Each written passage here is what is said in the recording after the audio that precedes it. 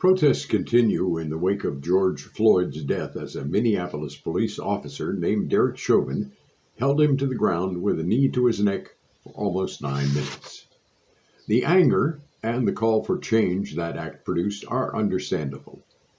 But that change has to come from within all of us, regardless of race, which is why the assault on symbols the Floyd death has prompted seems to be missing the mark. So far, the Navy, the Marines, and NASCAR have banned display of the Confederate flag.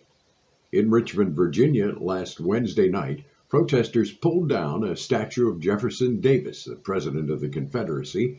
A few blocks away stands a larger statue of Robert E. Lee, the top Confederate general. There is a court battle over the governor's order that be removed. In Birmingham and Mobile, Alabama, other monuments to the period of slavery have been removed. House Speaker Pelosi has said it is time to remove statues of Confederate figures from the U.S. Capitol and to take their names off military bases, such as historic Fort Bragg, Fort Benning, and Fort Hood.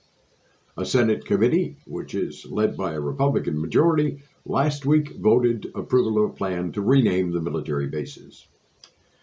I have no doubt missed a few other cases, but you get the drift. Some feel it is right to remove all symbols and reminders of the losing side in that terrible war between the states and the slavery that prompted it.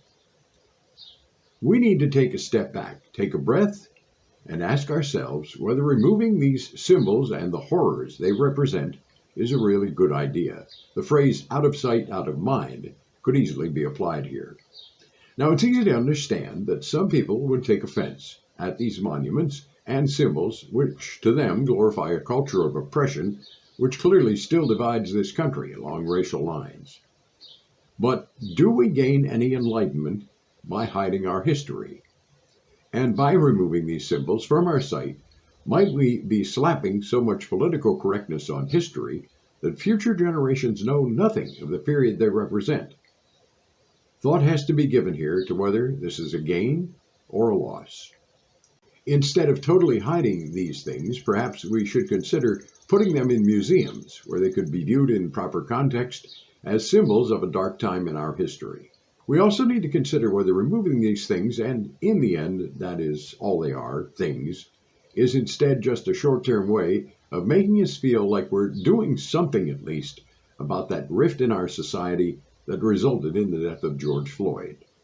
It seems to me a better goal would be to make a sea change in our hearts and minds. We need a national rededication to the principle that all men are created equal, that we're all Americans, regardless of race or place in this country. People really need to seriously start talking among themselves with open minds and with the goal of understanding one another. We need to acknowledge that racism runs both ways, and we need to strive to rub that out. It is not enough to protest in support of a cause or to tear down some monuments.